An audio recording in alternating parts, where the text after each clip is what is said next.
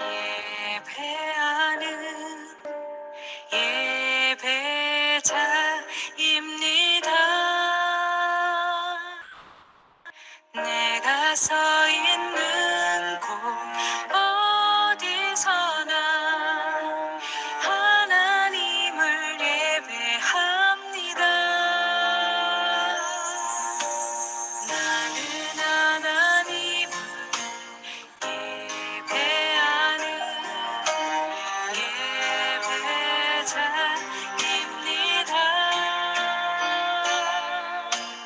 내가 서 있는 곳 어디서나 하나님을 예배합니다.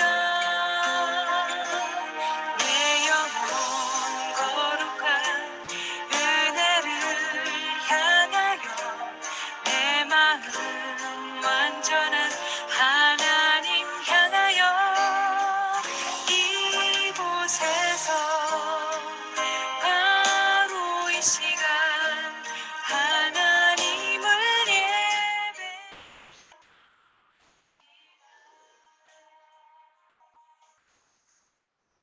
다 같이 묵상기도 드리심으로 주일 예배를 시작하겠습니다.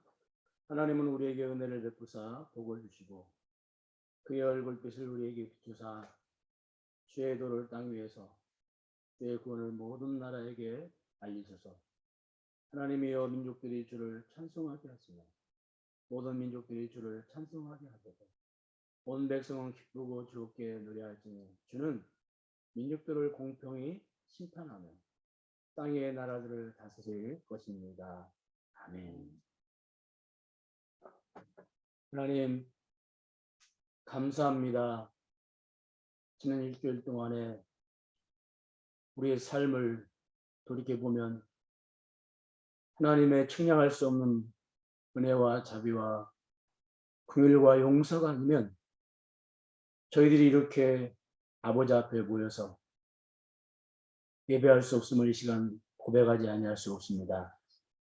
저희들이 먹고 마시고 숨쉬고 그리고 걷고 앉고 눕고 자는 모든 일상의 삶이 우리가 볼 때는 자연스럽게 일어나는 현상들인 것 같지만 하나님의 눈으로 보면 기적이 아닐 수가 없고 능력이 아닐 수가 없습니다. 그런 기적과 능력을 저희들에게 물붓듯이 부어주셨기에 오늘 이렇게 저희들이 예배자로 주 앞에 앉았나이다.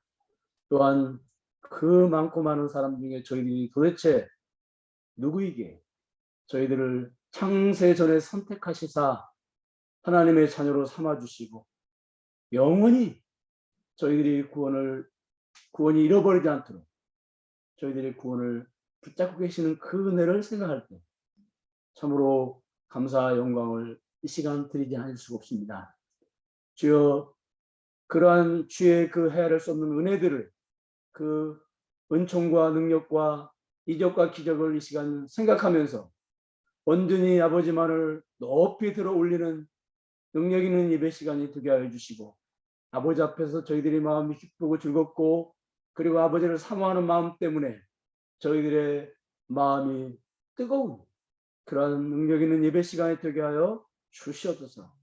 말씀을 들을 수 있는 귀를 열어주시옵시고 그 말씀 앞에 어린아이 같은 마음을 허락하여 주시기를 간절히 원합니다. 우리 인생에서 참으로 이 시간 아버지께 예배드리는 이 시간이 가장 즐겁고 가장 행복한 그러한 시간이 되게 하여 주옵소서. 예수님의 이름으로 기도하옵나이다. 아멘. 찬송가 10장입니다.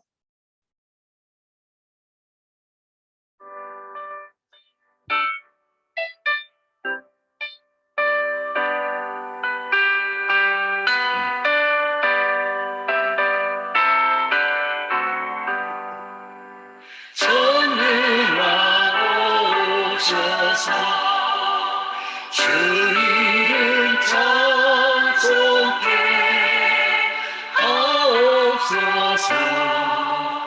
영광과 권능이 선물로 오셔서 우리를 다스려 주옵소서. 강생한 성자여 오셔서 긴 도를 들으소서. 택하신 백성들 복 내려주시고 거룩한 마음을 주옵소서.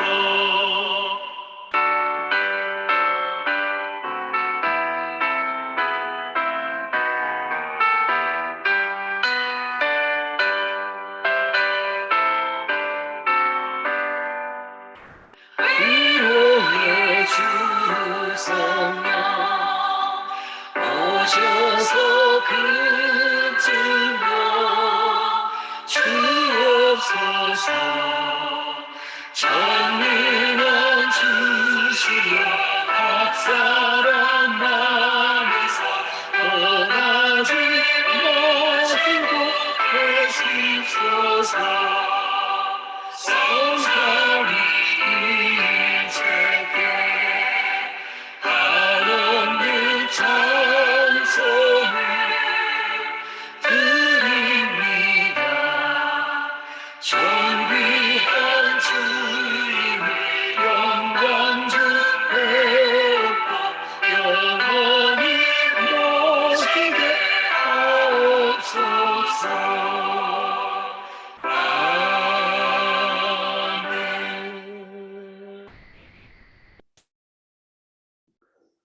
사도신경으로 신앙 고백하시겠습니다.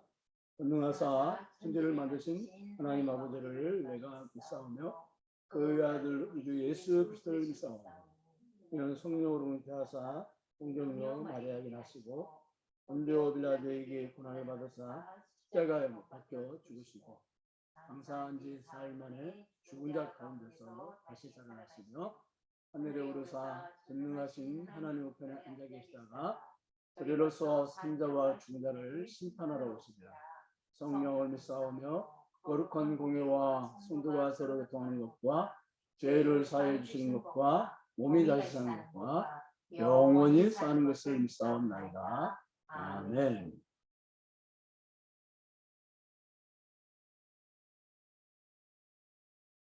교동문 41번입니다. 여호와께서 다스리시나니 땅은 즐거워하며 허다한 섬은 기뻐할지어다. 구름과 흑암이 그를 둘렀고 의와 공평이 그의 보좌의 기초로다. 우리 그의 앞에 나와서 사방의 대적들을 불사르시는도다. 그의 번개가 세계를 비추니 땅이 보고 떨었도다. 산들이 여호와의 앞 곧 온 땅의 주 앞에서 밀랍같이 녹았도다. 하늘이 그의 의를 선포하니 모든 백성이 그의 영광을 보았도다. 조악한 신상을 섬기며 흠한 것으로 자랑하는 자는 다 수치를 당할 것이다. 너희 신들아 여호와께 경배할지어다. 여호와여, 시온이 주의 심판을 듣고 기뻐하며 유다의 딸들이 즐거워하였나이다. 여호와여 주는 온 땅 위에 지존하시고 모든 신들보다 위에 계시니이다. 여호와를 사랑하는 너희여, 악을 미워하라. 그가 그의 성도의 영혼을 보존하사 악인의 손에서 건지시느니라. 너희를 위하여 빛을 뿌리고 마음에 정직한 자를 위하여 기쁨을 뿌리시는도다. 의인이여, 너희는 너희는 여호와로 여호와로 말미암아 말미암아 기뻐하며 그의 거룩한 거룩한 이름에 이름에 감사할지어다. 감사할지어다. 아멘. 아멘. 찬송가 370장입니다.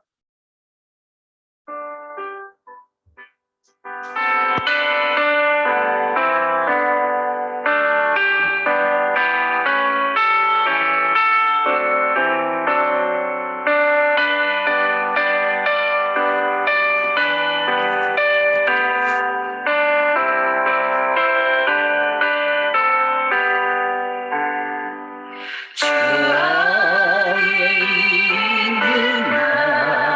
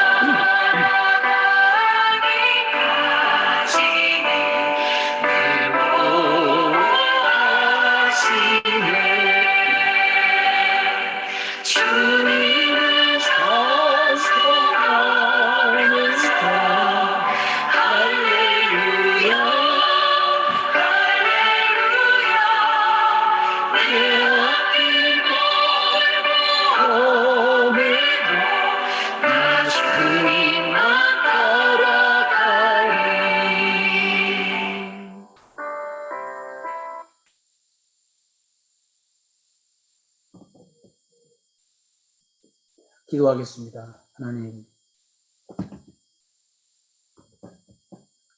감사합니다. 저희들이 이렇게 함께 모여서 아버지께 예배하고 또 그 크신 은혜를 생각할 수 있도록 해주시니 감사를 드립니다. 저희들에게 너무도 크고 놀랍고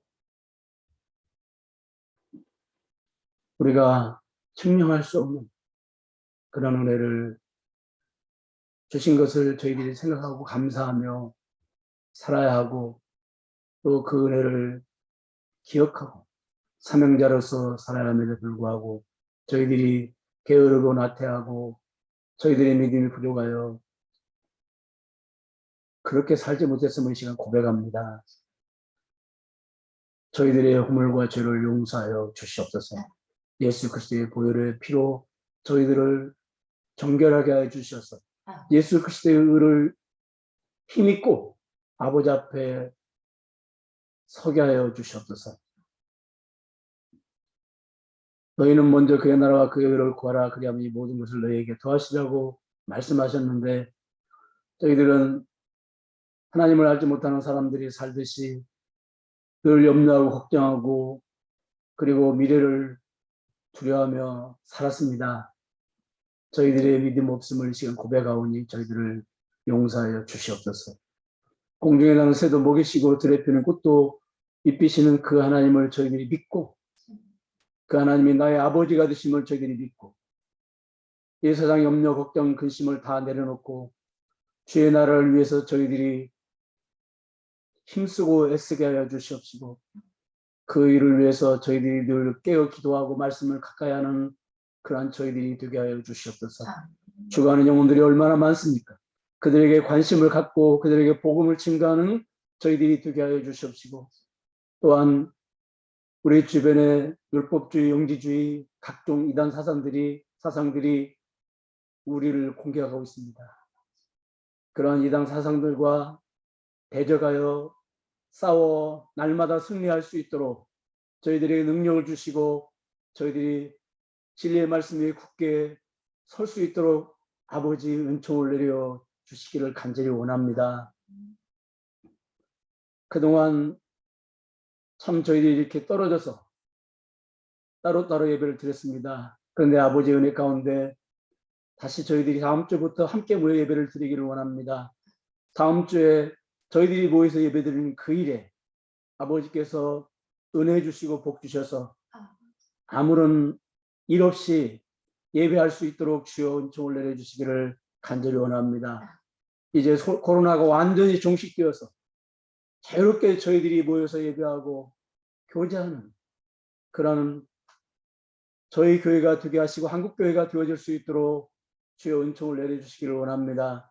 우리 사랑하는 세종 사랑의 교회 교우들이 무슨 문제를 가지고 기도하든 아버지께서 그 기도를 들어주시옵시고 그 가정에 주의 은혜와 평강이 늘 넘치게 하여 주시옵시고 금은보화를 가득 쌓아놓고 살지 못한다 할지라도 늘 그 가정에 평강과 그리고 화목과 사랑이 넘치는 가정이 되게 하여 주시옵시고 저희들이 맡기신 천하보다 귀한 어린 생명들을 저희들이 말씀으로 잘 양육할 수 있도록 저희들을 도와주시옵시고 그리고 그들이 하나님 나라의 거룩한 일꾼으로 성장할 때 그들에게 필요한 것들을 때를 따라 공급하여 주셔서 조금 더 부족함이 없도록 주여 은총을 내려주시기를 간절히 원합니다.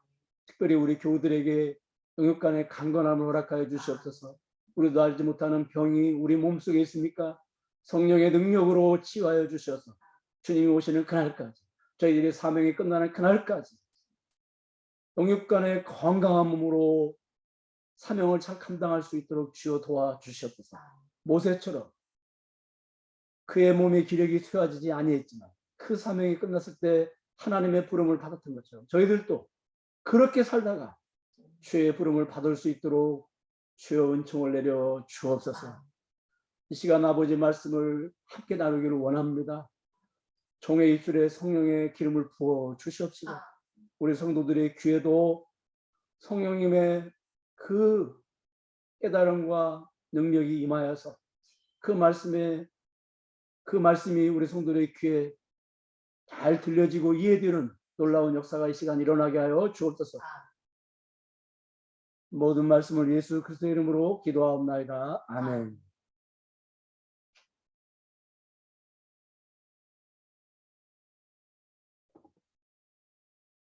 빌립보서 4장 2절에서 10절 말씀입니다. 내가 유오디아를 권하고 순도계를 권하노니 주 안에서 같은 마음을 품으라. 또 참으로 나와 멍에를 같이 한 내게 구하노니 복음에 나와 함께 힘쓰던 저 여인들을 돕고 또한 클레멘도와 그 위에 나의 동역자들을 도우라. 그 이름들이 생명책에 있느니라. 주 안에서 항상 기뻐하라. 내가 다시 말하노니 기뻐하라. 너희 관용을 모든 사람에게 알게 하라. 주께서 가까우십니다. 아무것도 염려하지 말고 다만 모든 일에 기도와 간구로 너희 구할 것을 감사함으로 하나님께 아뢰라. 그리하면 모든 지각에 뛰어난 하나님의 평강이 그리스도 예수 안에서 너희 마음과 생각을 지키시리라. 아멘. 바울이 빌립보서에서 강조한 말씀은 기뻐하라는 것이었고 또 한 가지 강조한 것은 하나가 되라는 것이었습니다. 빌립보 교회 같이 모범적인 교회도 하나 되지 못하는 심각한 문제가 있었습니다. 빌립보 교회 같은 모범적인 교회도 하나가 되지 못했는데 하물며 그렇지 못한 교회들은 얼마나 하나 되지 못하는 문제들이 많을까요? 교회를 이루어가는데 왜 하나 되는 일이 그렇게 중요한지 본문을 통해서 함께 은혜를 나누는 시간을 가지도록 하겠습니다. 바울은 1절의 말씀을 마치고 곧바로 2절에서 빌립보 교회의 같은 마음을 품지 않고 다툼 가운데 있는 문제를 심각하게 다루고 있습니다.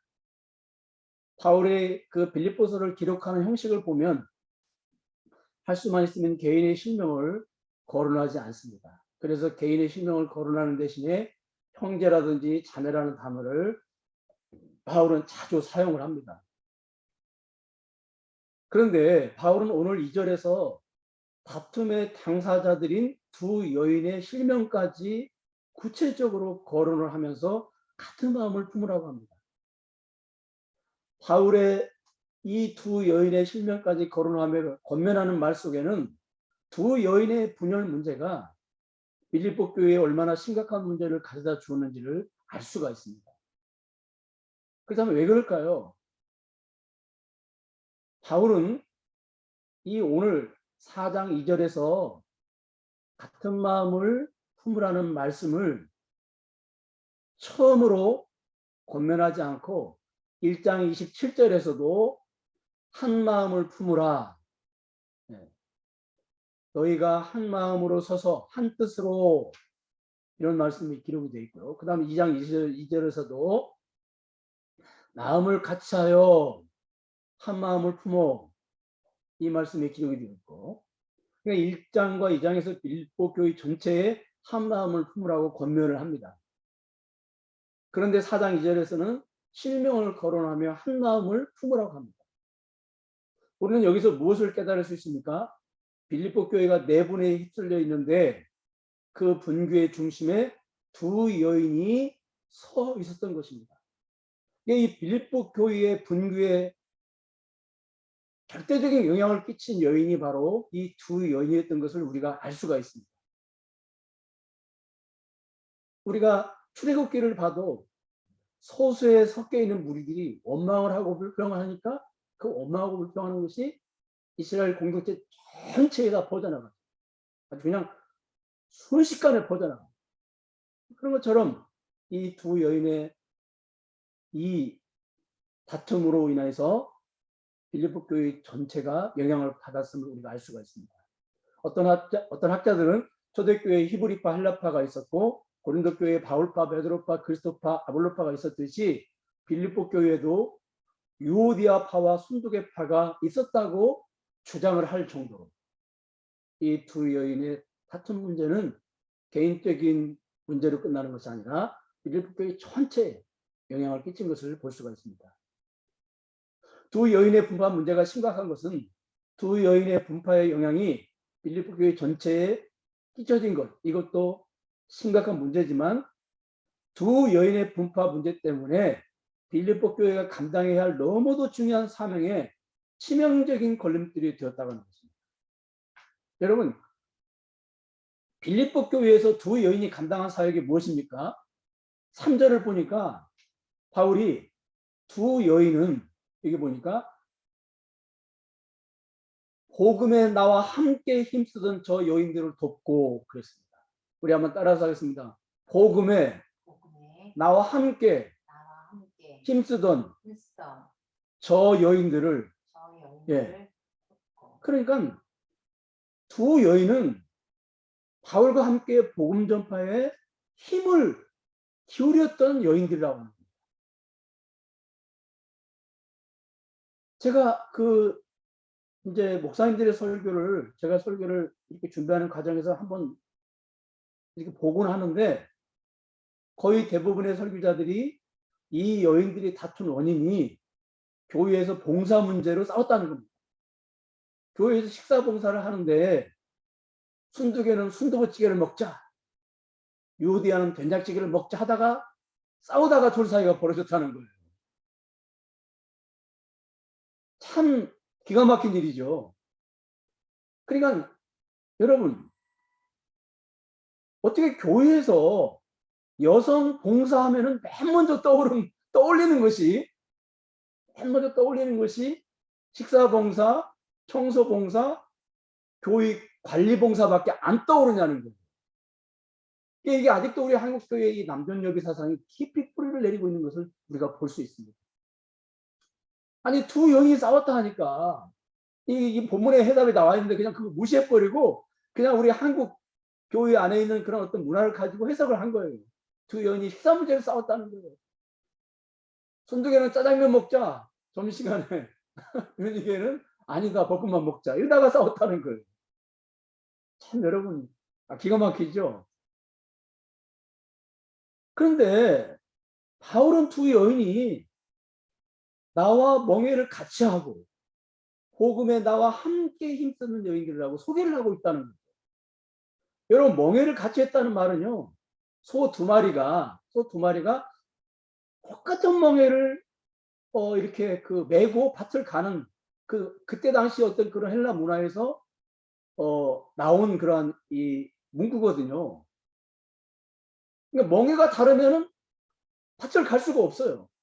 네, 멍의 크기가 다르다든지 멍의 길이가 다르면은 절대로 이 동일한 그 걸음걸이를 하면서 밭을 갈 수가 없다고요. 이게 멍에를 같이 했다. 나와 함께 했다. 이 말은요. 바울과 같이 동일한 위치, 동일한 조건에서 복음을 전했다는 거예요. 여러분 두 여인의 위치가 어디에요? 바울과 같이 해요. 같이 멍에를 같이 했어요. 왼쪽에 있는 소가 바울이고 오른쪽에 있는 소가 윤희개와 순두개였다는 거예요. 그러니까 바울과 같은 내용의 복음을 전한 거예요. 그 다음에 두 여인의 사역의 자세는 또 뭡니까? 바울과 같이 힘을 다해서 복음을 전했어요. 그러니까 뭐 여인들이라고 적당히 사역을 한 거 아니고 여인들이라고 뭐 바울이 전하는 거 외에 다른 걸 그 여인들의 수준에 맞게 뭘 다른 걸 전한 게 아니고요. 바울과 동일한 위치에서 동일한 내용의 복음을 전했고 동일하게 바울처럼 사역에 온 에너지를 다 쏟아 부었다는 거예요, 여러분. 이 두 여인이. 그런 의미에서 두 여인과 바울의 사역이 차이가 있습니까? 없습니까? 전혀 없는 거예요. 여러분, 하나님께서는 사역자들을 부르셔서 사역을 맡기실 때 남자와 여자를 조금 더 차별하지 않고 사역을 맡기십니다. 우리 교단은 아직 여성 안수를 허락하지 않아요. 하나님과 달리 여성을 차별하는 것입니다. 그렇다면 여성 안수를 허락하는 교단들은 여성 차별을 안 하나요? 거기도 여성 차별을 해요. 아니 여성에게 안수를 했으면 남자 목사와 똑같이 사역을 하게 해야 되잖아요. 그런데 여성 안수자들에게, 그러니까 여성 목사님들은 주로 신방이나 행정을 해요. 거의 설교를 하지 않습니다. 설교를 맡기지 않아요, 교회에서. 그러니까 말씀 사역에서도 남성과 차별을 주는 겁니다. 근데 여러분, 이러한 차별은 성경적으로 근거가 있습니까? 전혀 없어요. 하나님께서 남자와 여자를 창조하시고 남자와 여자에게 에덴 동산에 처음으로 사역을 맡기시거든요. 사명을 주세요. 그러니까 이 하나님의 창조 질서를 우리가 들여다보면 하나님께서 남자와 여자를 전혀 차별하시지 않는다는 걸 우리가 볼 수가 있어요. 여러분, 아담과 하와에게 하나님께서 맨 먼저 맡기신 사명이 뭡니까? 그들이 해야 될 사역이 뭐죠? 바로 하나님 말씀을 하나님께서 주신 말씀을 잘 보존하고 지키고 그것을 후대들에게 물려주는 것이죠. 그게 두 부부가 맡은 사명이라고요. 그래서 이제 그 사명을 위해서 돕는다 그랬잖아요. 돕는 배필을 주었다 그랬잖아요. 근데 여러분, 이 돕는 배필이 뭡니까? 남자 위해서 밥하고 빨래 해주고 음식 해주고 뭐 이런 거예요? 아니에요. 원문을 보면은 서로 돕는 배필 이래요. 이 뜻이에요. 따라하겠습니다. 서로 돕는 배필. 그럼 뭘 도와요, 서로? 아니, 에덴 동산에 모든 먹거리가 풍부한데 손만 내밀면 얼마든지 먹을 수 있는데 그 뭐 여자가 그거 따가지고 씻어가지고 남자한테 주는 거예요? 그거 아니에요. 돕는다는 말은 하나님 말씀을, 하나님께서 주신 말씀을 잘 보존하고 잘 지키고 후대들에게 풍성하게 물려주는 일을 서로 도와주는 거예요. 서로. 여러분, 하와가 선악과 따먹었다고 그래서 하와에게 책임이 있습니까? 아니죠. 아담이 그걸 잘 돕지 못했기 때문에 하와가 그런 죄를 진 거잖아요. 그러니까 남자와 여성이 동등한 위치에서 돕는 거예요. 왜냐하면 하나님께서 주신 말씀이 여러분 차이가 있어요. 여자에게 주신 말씀이 다르고 남자에게 주신 말씀이 다르냐고요. 동일한 말씀이잖아요. 성할 걸 따먹지 말라는 말씀. 그 동일한 말씀을 가지고 서로 도우라고 그랬으니까 그런 의미에서 남자가 가진 말씀과 여자가 가진 말씀의 차이가 전혀 없는 거예요. 그러므로 여러분, 말씀 사역에 있어서 남녀의 차별이 있을 수가 없습니다.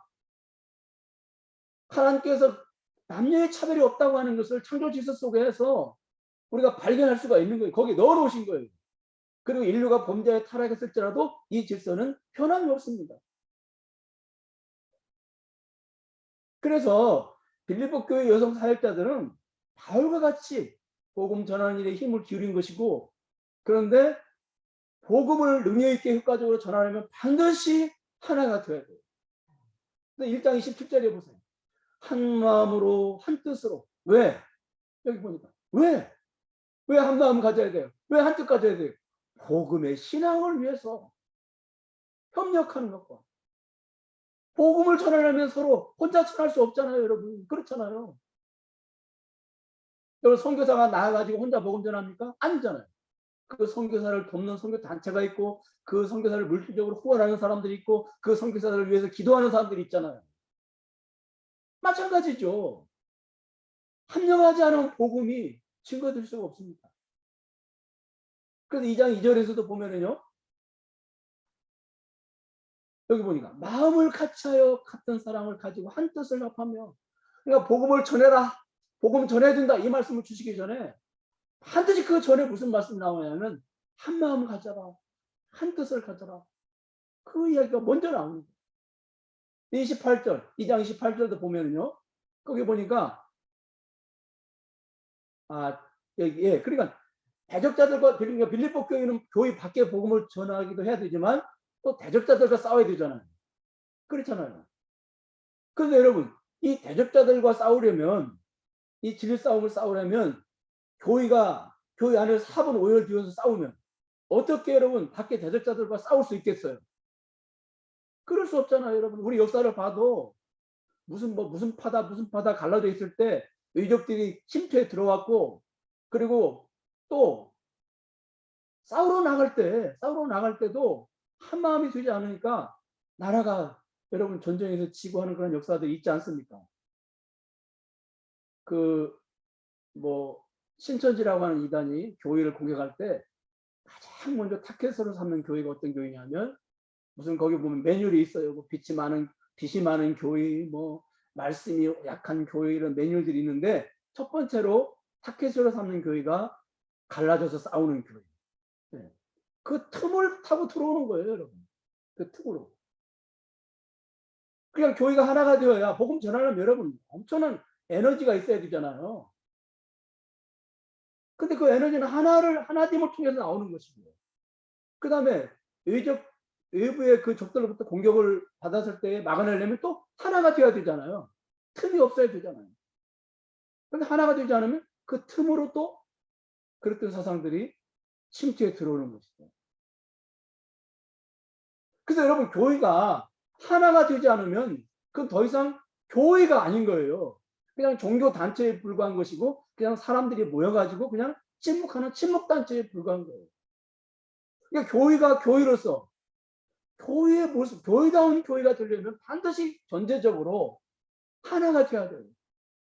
그래서 그 일을 하나님이 하셨고 그 일을 예수님이 하셨고 그 다음에 성령님께서 그래서 성령이 하나 되게 하신 것을 힘써 지키라고 그랬잖아요.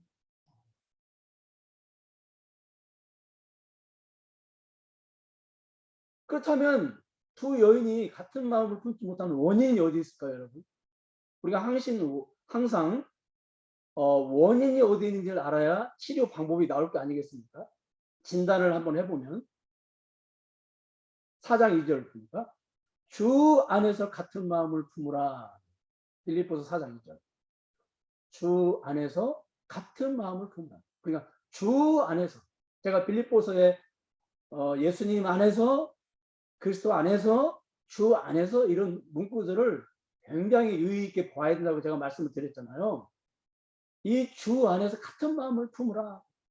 그러니까 지금 주 안에서 같은 마음을 품으라고 했으니까 이 여인이 같은 마음을 품지 못하는 원인이 어디 있냐면 이 두 여인이 주 밖에 있었다고 하는 진단을 내릴 수가 있습니다. 그렇죠? 주 밖에 있었다. 주님 밖에 있었다. 네. 지난 시간에 여러분 주 안에서라는 말의 의미가 무엇이라고 했습니까? 주님의 다스리심, 주님의 그 통치 가운데에 서 있는 거, 주님의 다스리심 통치 가운데.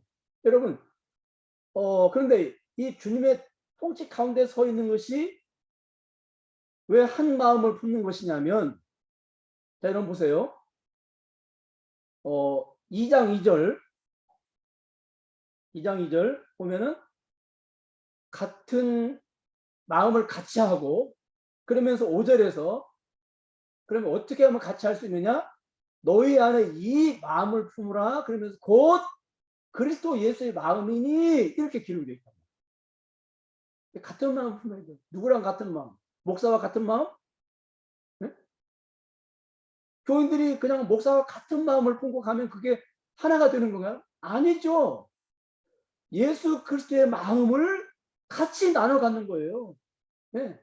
그러니까 자신이 가지고 있는 마음을 다 내려놓고 예수님의 마음을 같이 나눠 가지면 어떻게 돼요?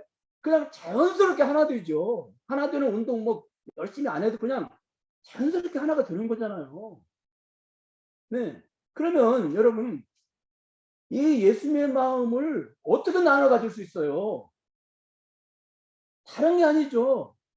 하나님의 말씀, 하나님 말씀의 통치를 받을 때 하나님 말씀이 무엇을 알려줘요? 예수님이 누구신지, 예수님 마음이 어떤 마음인지를 우리에게 알려주잖아요. 그러니까 우리가 말씀을 통해서 예수님 마음을 나눠 갖는 거예요. 말씀을 통해서. 이 말씀으로 예수님 마음을 서로 공유하면 자연스럽게 하나가 되는 거예요. 사도행전 6장에 보니까요, 초대교회가 한참 이제 모여가지고 뜨겁게 복음을 전하고 막 하루에 막 3,000명씩 이렇게 구원받는 역사가 일어나고 그러잖아요. 근데 갑자기 이런 그 사역들이 딱 멈추게 됩니다. 딱 멈춰 서게 돼요. 왜 그래요? 히브리파와 헬라파가 딱 이제 분파 운동이 일어납니다. 그때 사도들이 이 분파 운동이 왜 일어났을까 하고 진단을 합니다. 진단을 했는데 어떻게 진단했어요? 우리가 구제 분배를 잘 못해서 이런 문제가 생겼다 이렇게 진단하지 않고요. 우리가 기도하는 일과 말씀 전하는 일을 전무하지 못했기 때문에 이 일이 발생했다라고 진단을 냅니다. 그러니까 하나님의 말씀이 잘 그들에게 전파가 되었다면 헬라적인 사고, 히브리적인 사고를 다 내려놓고 그런 마음들을 내려놓고 예수 그리스도의 마음으로 그들의 마음을 채우면 어떻게 돼요? 자연스럽게 하나가 돼요. 그럼 그들이 헬라에서 살았던 히브리적인 사고를 가지고 있었던 그냥 하나가 되는 거죠. 그럼 갈라질 리가 없잖아요. 그러니까 말씀 공급이 사도들을 통해서 잘 되지 않으니까 각자의 사고를 가지고 교회를 이루다가 이제는 사분오열되어서 다투게 되는 겁니다. 여러분, 그러니까 빌립보 교회 분파의 본질적인 원인은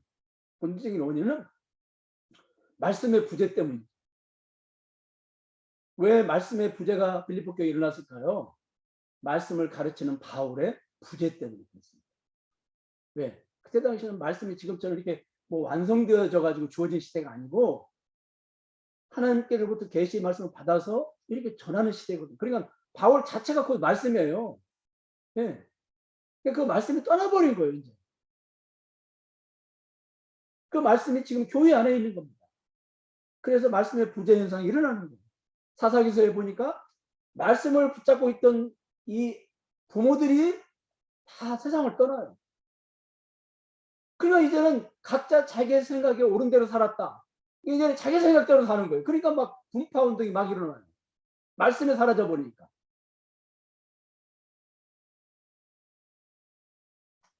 그래서 여러분, 이렇게 이제 말씀 부재로 빌립보 교회에 이 분파 운동이 일어났을 때에 이제 어떻게 됩니까, 여러분? 이제는 진단이 내려졌죠. 그렇죠? 주 밖에 있었어요. 주 밖에 있었다는 말은 주님의 마음을 나눠 갖지 못한 거예요. 근데 주님의 마음을 나눠 갖지 못한 건 말씀의 부재 때문이에요. 그러면 이걸 이렇게 진단이 내려졌으니까 그러면 이걸 어떻게 치료해야 되겠어요? 여러분 3절을 보세요. 3절을 보니까 참으로 나와 멍에를 같이 한 내게 구하노니, 여기 내게 구하노니, 이게 내게 부탁한다는 말씀이잖아요. 그런데 이게 누군지 이름이 없어요. 이름 대신에 내게 부탁한다고 바울이, 여인들의 이름은 실명을 거론했는데 이 사람은 실명이 거론되지 않습니다. 근데 이 사람은 누굴까요? 이름이 없는 무명의 사역자이지만 바울의 사역의 동역자로 힘을 기울이는 사람. 그러니까 바울이 이 빌립보 교회의 중대한 문제를 해결하는데 해결사로 이 사람을 세우는 걸 보면 굉장히 빌립보 교회에 막대한 영향력을 끼칠 수 있는 그런 사람인 것은 분명합니다. 어떤 면에서는 두 여자보다, 그러니까 빌립보 교회에 굉장한 그 높은 위치에서 빌립보 교회 사역을 감당했던 두 여인보다 더 높은 위치에서 그 영향력을 끼칠 수 있는 그런 사람인 것은 분명합니다. 이 사람에게 바울이 부탁을 합니다. 뭐라고 부탁해요? 저 여인들을 돕고 유대와 순교를 도와주라고 합니다. 그러면 무엇으로 도와주라고 하는 걸까요, 여러분? 무엇으로? 그냥 뭐 물질적으로 도와주라? 그건 아닐 거예요. 그다음에 두 여인을 화해할 수 있도록 도우라고 하는 거죠. 그렇잖아요, 여러분. 분명하잖아요. 나와 함께 힘쓰는 저 여인들을 돕고, 그러니까 두 여인이 화해할 수 있도록 중재자 역할을 하라는 겁니다. 이 무명의 사역자에게. 자, 그런데 알고 보면 이 무명의 지도자만 두 여인의 화해를 도운 건 아니죠. 바울이 두 여인의 화해를 적극적으로 돕는 데 앞장섰고, 그 다음에 두 여인의 주변 사람들이 두 여인의 화해를 위해서 엄청난 노력을 했을 겁니다. 특히 두 여인 안에 내주하시는 성령께서 이 두 여인이 예수님 밖에 있는 여인들이 아니잖아요. 그의 이름들이 생명책에 있느니라 4장 3절에서 분명하게 못을 받고 있거든요. 그러니까 성령께서 그 안에서 끊임없이, 성령이 하나 되게 하시는 분이니까 끊임없이 두 여인의 화해를 위해서 성령께서 능력을 베푸셨을 것입니다. 여러분, 그럼에도 불구하고 두 여인은 화해하지 못하고 있다는 사실입니다. 우리는 여기서 성도가 화해하기가 얼마나 어려운지 알 수가 있어요. 안 믿는 사람들은 그냥 만나가지고 술 한잔하고 잊어버리세요 뭐 이러는데, 왜 성도들은 여러분 한번 싸우면 잘 화해가 안 될까요? 우리가 그걸 알아야 돼요. 집사가 싸우면 뭐 그 5년 집사가 싸워가지고 화해하려면 5년 걸리고, 장로가 싸워가지고 화해하려면 10년 걸리고, 목사님들이 싸워서 화해하려면 평생 걸린다는 그런 말도 있어요. 그러니까 이 교회에서 직분이 높을수록 화해하기가 어렵죠. 제 지인 목사님이 그 다른 목사님과 아주 크게 다투고 화해를 하지 못하고 있었습니다. 뭐 주변에서 화해를 시키려고 굉장히 노력을 했죠. 그런데 이 지인 목사님이 췌장암에 걸려서 2달 정도 시한부 인생을 살게 됩니다. 병원에서. 자, 여러분, 이쯤 되면 화해할 것 같은데, 네, 이쯤 되면 2달 시한부 인생을 하면 먼저 손을 내밀 것 같은데 그렇게 못 하시더라고요. 결국 주변 지인 목사님들이 이제 중재를 해가지고 화해를 시켰는데요. 여러분, 돌아가시기 이틀 전에 화해가 됐어요. 극적으로. 돌아가시기 이틀 전에. 그 목사님이 병실에 오셔가지고 중환자실에 오셔가지고 극적으로 화해를 하게 됩니다. 이틀 전에. 여러분, 성도가 싸우면 5년 걸리지만 목회자들이 싸우면 이렇게 화해하기가 힘이 듭니다. 그러니까 여러분, 교회의 이 두 중직자가, 윤희계와 순두계가 왜 화해하기가 어려웠는지 우리는 알 수가 있죠. 여러분 보세요. 윤희계와 순두계가 무슨 일을 하다가 다투게 되었죠?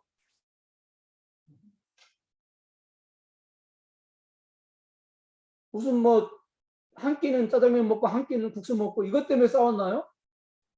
아니에요. 그럴 것 같으면 그냥 여러분 쉽잖아요. 아, 그러면 뭐 오늘은 짜장면 먹고 내일은 볶음밥 그 국수 먹자 이러면 되잖아요. 이게 두 여인이 싸운 것은요. 여기 뭐라고 그랬어요?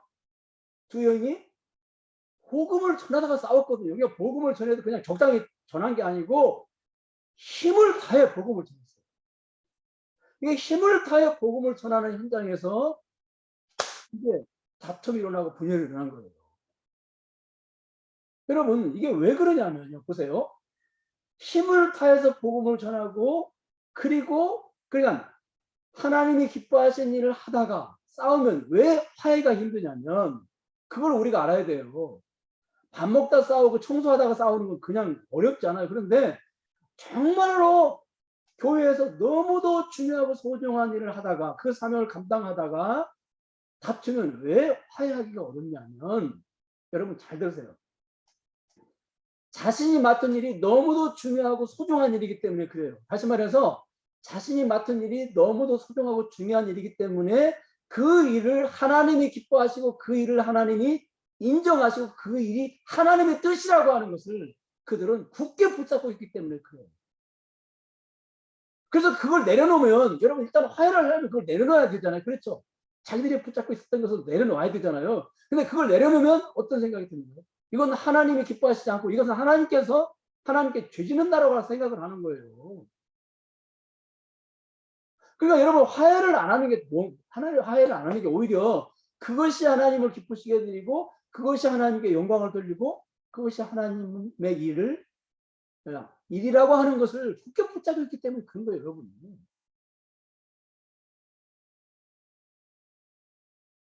그런데 여러분 그럴지라도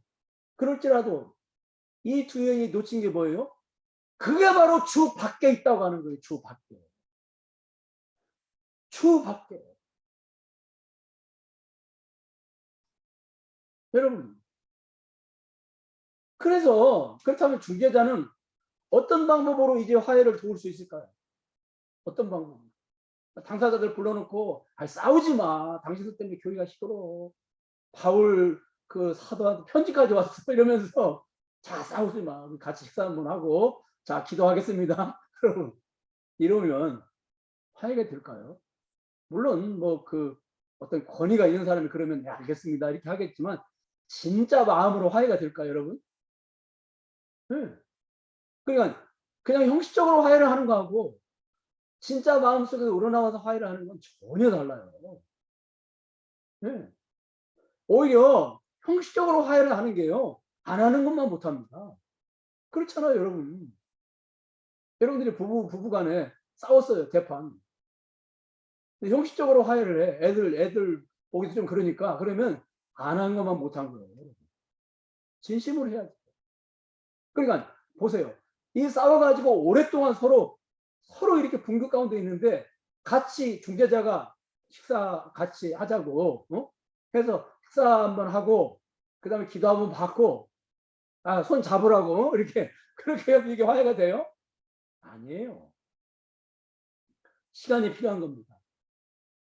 그럼 어떻게 해야 될까요? 바로 하나님의 말씀을 어떻게 해요? 깨닫고 하나님 말씀을 그들에게 가르치고 하나님 말씀을 깨닫게 하는 일을 통해서 그래서 그들의 마음에 있는 것들을 내려놓고 예수님의 마음을 갖게 하는 거. 네, 바로 이거죠.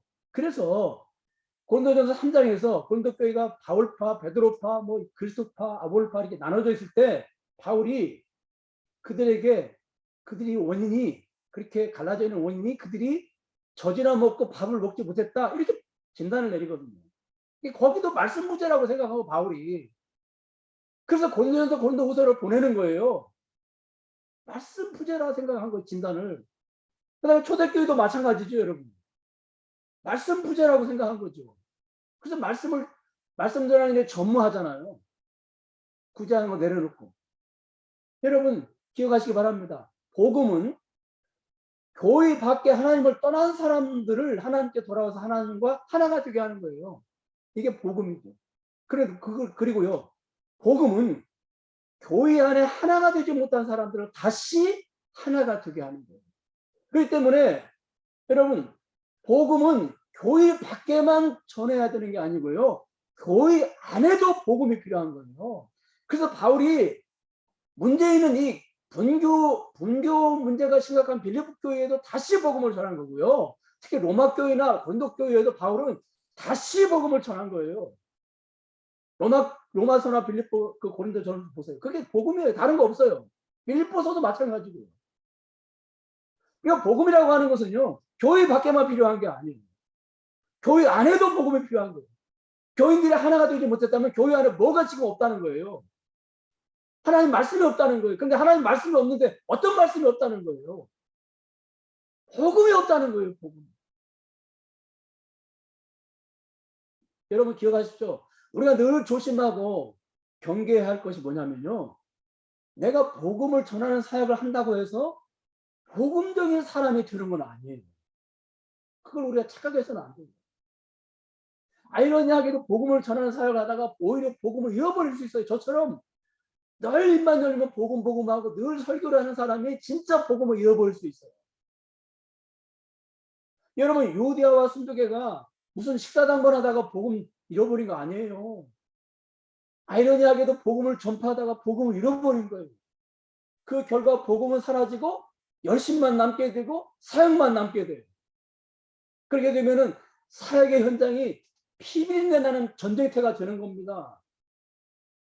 지금 유대아와 순두개가 그 전쟁터의 선봉에 서 있는 거예요. 교회 중직자들이, 교회 당회가, 목사나 장로님들이 얼마나 열심히 일을 합니다. 그런데 그렇게 열심히 일을 하다가 복음은 전하고 교회론 했는데 그래서 그걸 이뤄놨어요.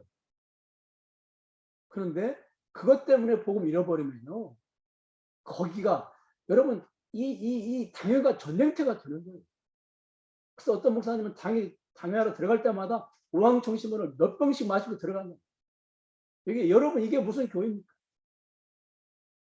우리가 늘 기억해야 될 것은요. 우리가 사역자로 살아갈 때 하나님이 우리에게 먼저 무엇을 원하시는지를 우리가 알아야 돼요. 하나님께서 우리에게 먼저 원하시는 것은 복음 전파가 아닙니다. 복음 전파를 통해서 내가 먼저 복음적인 사람이 되는 걸 원해요. 그래야 그 복음이 정말로 능력 있게 복음 되어지는 거죠. 여러분 기도나 은사의 목적이 뭐예요? 기도나 은사가 목적이 아니에요. 그 기도나 은사, 그 영적인 일 자체가 목적이 아니에요. 내가 먼저 기도나 은사를 통해서, 은사운동을 통해서 내가 먼저 영적인 사람이 되는 것, 내가 신령한 사람이 되는 게 하나님이 우리에게 원하시는 목적이거든요. 그런데 이러한 하나님의 의도하시는 우리가 모르고 이러한 하나님의 뜻을 모르고 영적인 일에만 초점을 맞추고 열심히, 다시 말해서 기도하는 일, 은사운동하는 일에만 초점을 맞추고 열심을 내면 어떻게 되냐면요. 어느 날 자기가 예수님의 자리에 앉게 되는 거예요. 어느 날 자기가 하나님의 자리에 앉게 되는 거예요. 그래가지고 하나님께서 저녁에 나에게 이런 말씀하셨는데 이러면서 하나님 자리에 앉게 되는 거예요. 특히 목회자가 잘못하면 하나님 자리에 그냥 앉는 거예요. 내가 오늘 저녁에 기도하다가 뭘 봤는지 이러면서. 그래서 여러분 얼마나 성삼위 하나님의 이름으로 온갖 만행을 다 저지릅니까? 그런 사람들로 인해서 얼마나 많은 성도들이 상처를 입고 얼마나 많은 성도들이 아파하고 얼마나 많은 성도들이 고통스러워하는지 여러분들 아시긴 하십니까? 이게 무슨 뭐 뉴스나 그것이 알고 싶다 한 번씩 나오면 야 저거 심각하다 하지만 정말로 그런 뉴스에 안 나오는 그런 가운데서 그렇게 아파하고 고통스러워하고 네, 그런 교회가 여러분 얼마나 많은지 몰라요.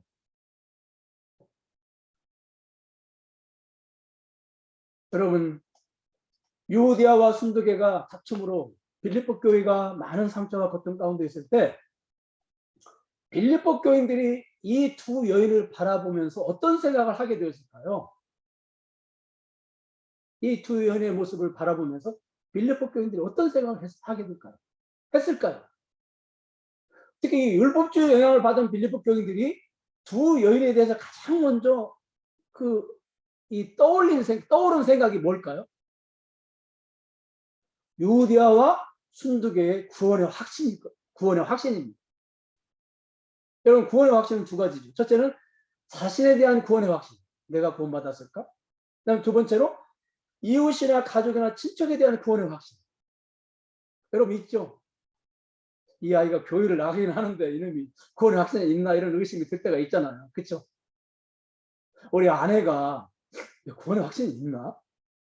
저희 어머니 이번에 돌아가실 때 막 너무너무 막 이게 힘드실 때 제가 이렇게 말씀 전하고 힘내시라고 천국에 가면 뭐 눈물도 없고 아픔도 없다고 그러면 막 짜증내시고 그랬을 때 제가 얼마나 마음이 우리 어머니가 구원의 확신이 있나? 막 그런 고민을 했거든요. 그래가지고 이제 그 임종 때 저는 이제 임종을 이렇게 못 지켜봤습니다. 제 동생이 그래서 주일학교 신앙이 있다고 어머니 손을 꼭 잡고 천국 가셔야죠 그랬다는 거예요. 그랬더니 고개를 끄덕끄덕 하시고 돌아가셨다는 거예요. 제가 그 말을 듣고 굉장히 마음이 편해지더라고요. 네. 그러니까 나에 대한 구원의 확신도 있어야 되지만 다른 사람에 대한 구원의 확신도 우리가 있어야 되는 것이죠. 만약에 없다면 그들에게 복음을 전해야 되겠죠. 그러니까 여러분 보세요. 자, 과연 저 두 여인이 하나님의 자녀일까? 어떻게 하나님의 자녀라면 저럴 수 있지?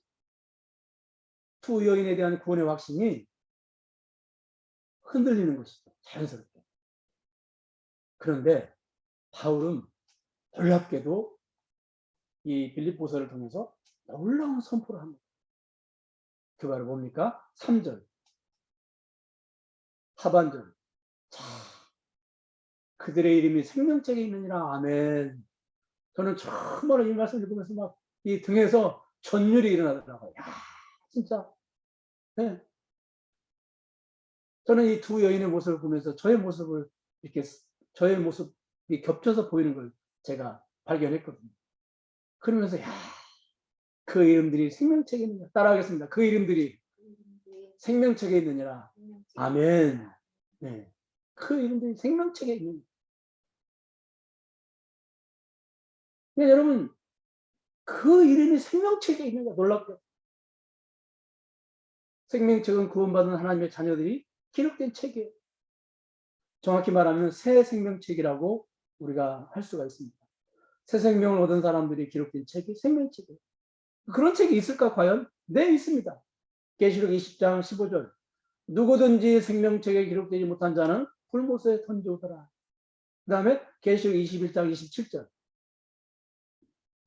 거기 보니까 오직 어린 양의 생명책에 기록된 자들 뿐이라. 그러니까 예수님 안에 있는 자들이 생명책에 기록이 되는 거예요. 그렇다면 여러분, 하나님께서 구원받은 자들의 이름을 다 기억하지 못하셔서 이게 책에 다 이렇게 기록을 해 놓으셔야만 기억을 하실까요? 왜 생명책에 구원받은 자들을 기록했다고 말씀하십니까? 그러니까 하나님의 의도하신 하나님의 이런 말씀을 통해서 주시는 메시지를 우리가 붙잡아야 되거든요. 왜 이렇게 하셨을까요? 만약에 기억 못 하셔가지고 기록을 하셔야만 한다면 만약에 생명책 잃어버리면 어떻게 돼요? 이거 난리 나는 거죠. 그렇죠? 야, 어디다 뒀냐, 생명책. 큰일 났다, 이거. 어? 그렇게 되는 거잖아요, 여러분.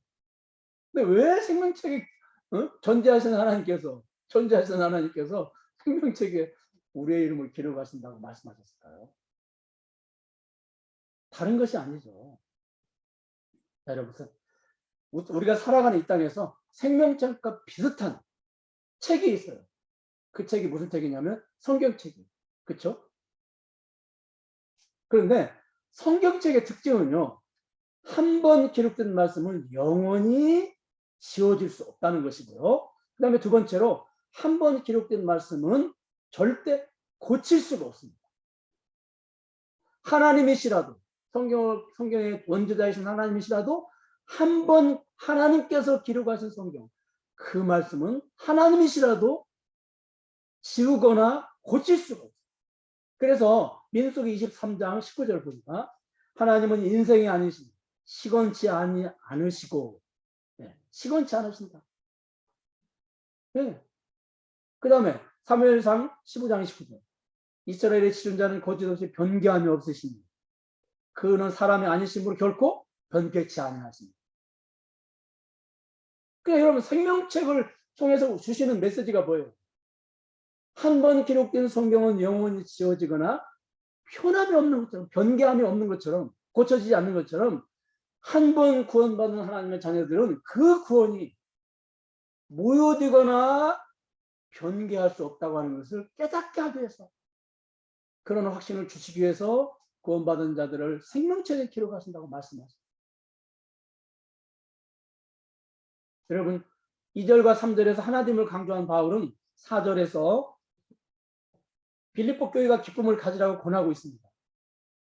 바울은 빌립보 교인들에게 보내는 편지에서 16번이나 기뻐하라고 권면을 하고 있습니다. 왜 이렇게 기뻐하라고 권면을 많이 하고 있습니까? 그들이 기쁨을 잃어버리고 있었기 때문이죠. 외부의 핍박과 유대주의 공격 그리고 내적인 분쟁 중에 기쁨을 잃어버리고 우울한 분위기에 있었기 때문에 바울은 빌립보 교인들에게 기뻐하라고 그래요. 그냥 그럼에도 불구하고 기뻐할 수 없는 환경에 있음에도 불구하고 기뻐할 수 있다는 거예요. 왜? 주 안에서 그게 가능하다는 거예요. 주 안에서. 또 나오죠. 주 안에서 항상 기뻐하라. 내가 다시 말하노니 기뻐하라. 주 안에서. 그들이 주 안에 있기 때문에 기뻐할 수 있다는 거예요. 지금 기뻐할 수 없는 환경 가운데 있지만 그들이 주 안에 있는다고 하는 것이 뭔지, 주 안에 있다고 하는 것이 뭔지를 알면 기뻐할 수 있다는 거예요. 여러분 주 안에 있다고 하는 말이 무슨 말인지 지난 시간에 말씀드렸잖아요. 그분은 주인이에요. 모든 것을 다 그분 뜻대로 다 주관하시고 그분 뜻대로 이끌어 가세요. 경영해 가세요. 근데 그분의 경영 방식은 뭐예요? 모든 것을 협력하여 서로 이루시는 분. 우리 자녀들에게 결국에는 유익을 주는 방식이에요. 그게 그분이 경영해 가시는 경영의 그 모습이에요. 그렇기 때문에 그걸 우리가 알면은 기뻐할 수 없는 환경에서도 기뻐할 수 있다는 거예요. 여러분, 우리가 살다 보면은요, 신앙은 이성과 반비례할 때가 있습니다. 신앙에는 이성과 대응해서 그럼에도 불구하고라고 외치는 별도의 요소가 수없이 많아요. 내가 병들어 있습니다. 그럼에도 불구하고 기뻐할 수 있어요. 내가 지금 가난 가운데 있습니다. 그럼에도 불구하고 감사할 수가 있어요. 내가 실패한 자리에 주저앉아 있습니다. 그럼에도 불구하고 다시 일어날 수 있어요. 왜냐하면 내가 주 안에 있기 때문에. 주 안에 있기 때문에. 그러니까 그리고 또 하나 중요한 신앙 고백이 있어요. 여기 보면 이제 주 안에서 기뻐한다. 이것도 신앙 고백이고요. 또 하나 중요한 신앙 고백이 있는데 4절과 6절을 보면요. 이제 4개의 명령어들이 있어요. 바울이. 첫째는 기뻐하라. 그다음 둘째는 너희 관용을 모든 사람에게 알게 하라. 5절. 그렇죠. 관용이 뭔지 아시죠? 그냥 다 용서하는 거예요. 조건 없이. 그다음에 셋째, 아무것도 염려하지 말아라. 넷째, 기도할 때 감사함으로 기도하고 그러면 평강의 하나님이 그들을 지키시라는 말씀. 이게 네 번째 명령들이 있어요. 첫째, 기뻐하라. 둘째, 관용하라. 셋째, 염려하지 말라. 넷째, 기도로 감사함으로 하나님께 아뢰라. 네 가지 명령어요. 그런데 이 네 개의 명령어들 중간에 또 하나의 신앙 고백을 바울은 끼워 넣습니다. 그것이 뭐냐면 5절을 보세요. 5절 하반절에 보니까 주께서 가까우시다. 따라하겠습니다. 주께서 가까우시다. 여러분. 그러니까 이 주께서 가까우시다라고 하는 이 가운데 이 명령어들 가운데 낀 이 신앙 고백은요. 전후에 명령하는 명령어들을 다 이해시킬 수 있는 근거가 됩니다. 이게 주께서 가까우시기 때문에 기뻐할 수 있고, 주께서 가까우시기 때문에 관용을 베풀 수 있고, 주께서 가까우시기 때문에 염려하지 않을 수가 있고, 주께서 가까우시기 때문에 기도에 전념할 수가 있다. 이것 빠지면 아무것도 안 돼. 그냥 무조건 덮어놓고 기도하라가 아니에요. 어떤 신앙 고백의 터 위에 기도하게 되는 거예요. 여러분, 주께서 가까우신다는 말이 뭔 말이에요? 주님이 재림하셔서 곧 구원을 완성하신다는 말이잖아요. 우리가 영광스러운 주님과 같은 부활의 몸을 입게 된다는 겁니다. 그러면 여러분, 만약에 주님께서 내일 재림하신다면, 예를 들어서 내일 재림하신다면, 내가 지금 오늘 어떤 어려운 가운데 있어도 그걸 참고 기뻐하지 않을 수 있겠습니까? 당연히 참고 견디면 기뻐하죠. 주님이 내일 오신다면 여러분, 그냥 이제는 내일이면 다 사라져 버리잖아요. 우리가 붙잡고 싸우는 그런 문제, 그거 내일이면 다 없어진다고요. 그렇죠? 그러면 그것 가지고 싸우겠습니까? 내일 오시는데 주님이. 그 다음에 주님이 내일 오신다면 어떻게 될까요? 용서 못할 사람이 어디 있어요? 다 용서하게 되죠. 주님이 내일 오신다면 세상적인 일들에 대해서 염려하겠습니까? 염려하지 않죠. 우리 염려 대신에 기도하겠죠. 얼마 전에 이제 잘못된 재림신앙, 그걸 제가 보면서 우리가 저거 배워야 될 건 하나 있다. 제 잘못된 재림신앙에 잡혀서 그들이 정말로 그 인상이 비참해졌잖아요. 근데 그 모습을 보면서 우리가 한 가지는 좀 배워야 될 게 있다. 그 생각을 제가 했습니다. 그게 뭡니까? 주님이 재림하신다니까요. 모든 걸 다 내려놓고 이게 모여가지고 오로지 기도만 하는 거예요. 네, 모든 걸 다 내려놓고.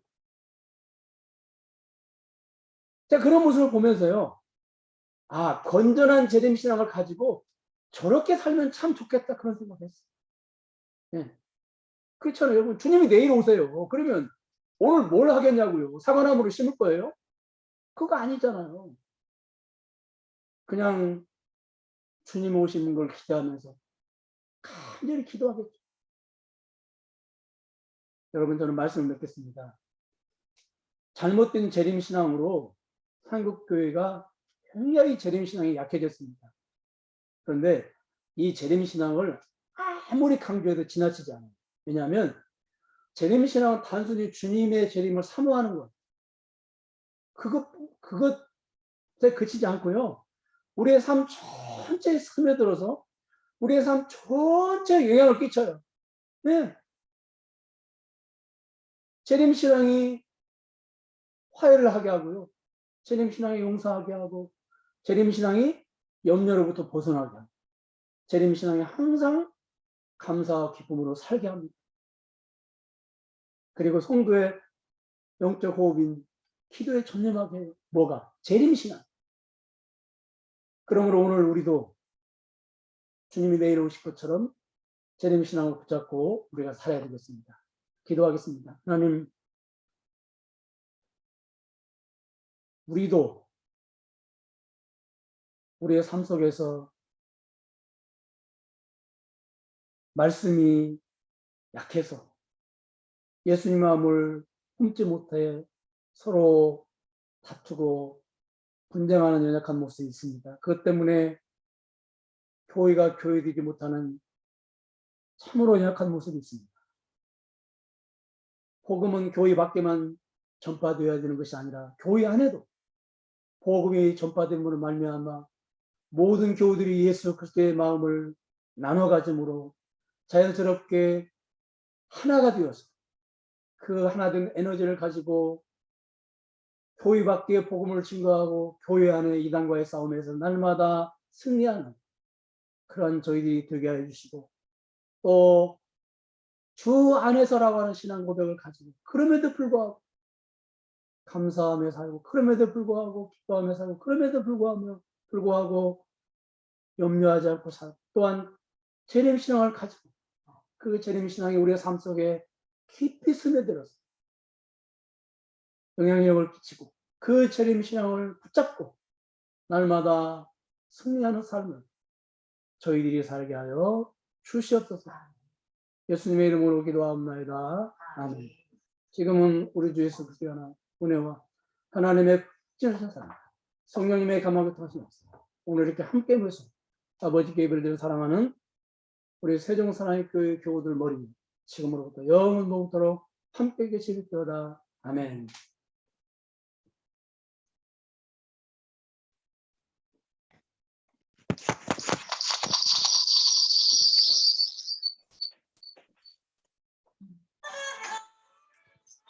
나의 존재 이유를